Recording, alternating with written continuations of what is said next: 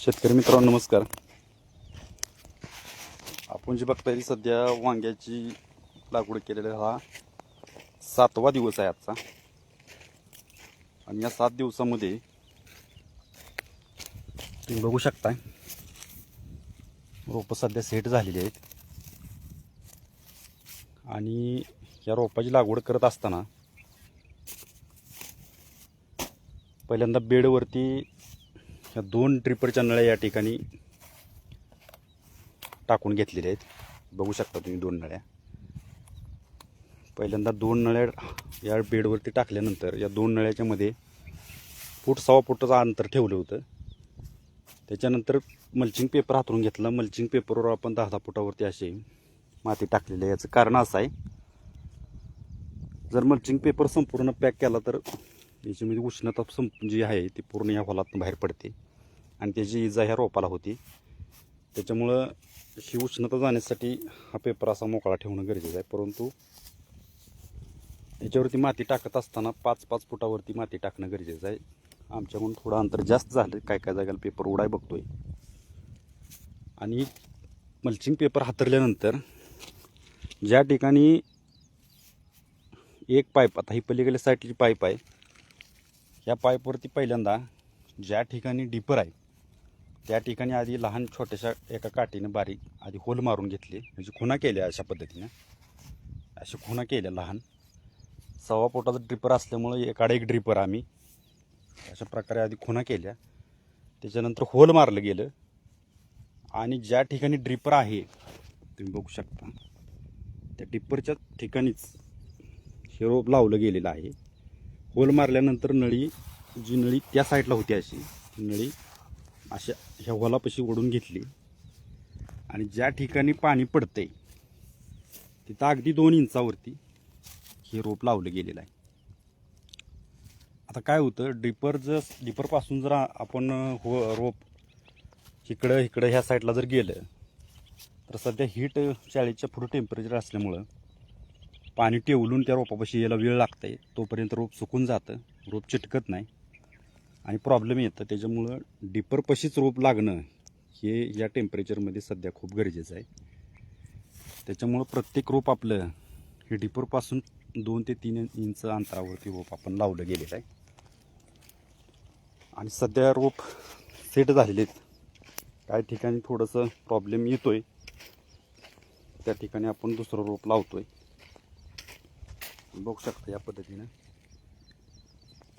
सध्या रोपाची ग्रोथ आहे. आता आपण परवा दिवशी संध्याकाळी 6 वाजता एक स्लरी केली होती. त्या स्लरीच्या सध्या आपण अपडेट बघणार आहोत. बघू शकता हे स्वरूप या ठिकाणी पाणी पडत आहे. ज्या ठिकाणी रोप आहे त्या ठिकाणी ड्रिपर 2 इंचावरती सध्याच्या काळामध्ये असणं गरजेचं आहे.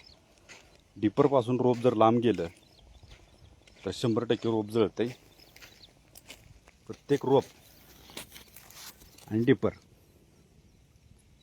तुम्ही बघू शकता रोपाच्या एवढ्या अंतरावरती रोप हे आहे. काही होत नाही रोपाला टेम्परेचरमध्ये सुद्धा, फक्त बुडात पाणी पडणं गरजेचं आहे. आणि कालांतरानं आपल्याला वाटलं की रोपाला थोडीफार इथं पाणी बुडात पडल्यामुळे प्रॉब्लेम येऊ शकतो, तर 25 दिवसांना आपण ही ड्रिपची नळी आहे ती अशी आत सारणार आहे. पलीकडल्या साईडला 1/2 फूट आपण पलीकडे सारायची. परंतु सध्या बुडात ड्रिपर असणं गरजेचं आहे. आता 7 दिवसामध्ये या रोपाला कुठला स्प्रे नाही, आळवणी नाही. सुरुवातीला रोपं मातीमध्ये सेट होणं गरजेचं आहे. सेट झाल्यानंतर उद्याच्याला ह्या रोपाला पहिला स्प्रे होणार आहे. आणि तुम्ही बघू शकता स्लरी आपण केली होती. याच्यामध्ये शेण, गुळ आणि गोमूत्र आणि झायटोनिक एम हे झायडेक्स कंपनीचं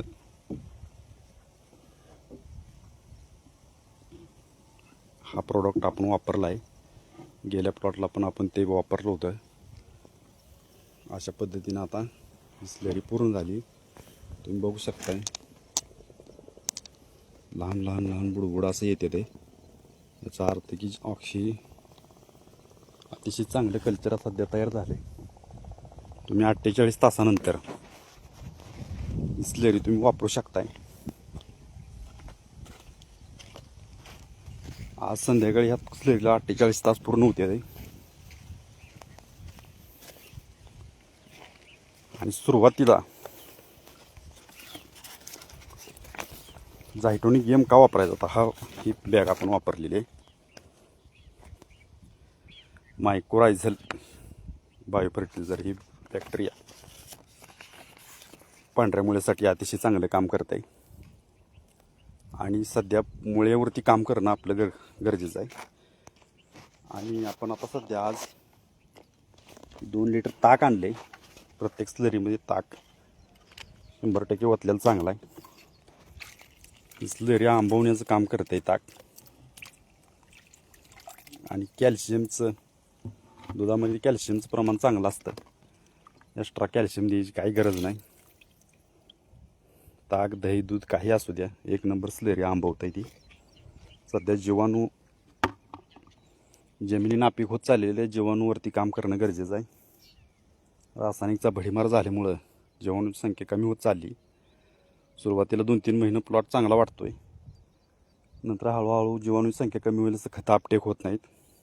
नत्राचं प्रमाण सर्वांच्या जमिनीतलं कमी होत चाललंय म्हणून युरिया टाकून लई युरियाचा भडीमार करून चालत नाही. त्याच्यासाठी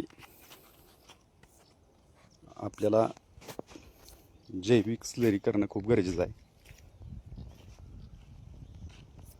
आणि स्लरीच्या माध्यमातून सर्व घटक या पिकाला सर्व मिळते. आणि गेल्या वर्षी आपण 10-15 प्रकारच्या स्लऱ्या तयार केलेल्या आहेत. या स्लऱ्या आपण टप्प्याटप्प्यानं या फेसबुकच्या माध्यमातून आपल्या शेतकऱ्यांना आपण दाखवण्याचा प्रयत्न करणार आहे. खरं बघायला गेलं तर रासायनिकचा पण खर्च कमी होतो 100%. आणि दिलेली खतं आपटेक होणं हे खूप गरजेचं आहे. जर खतं आपटेक नाही झालं, ते जमिनीत जर पडून राहिलं तर त्याचं फिक्सेशन होतं आहे. आणि फिक्सेशन झाल्यामुळं पिकाला पण प्रॉब्लेम येत आहे. आणि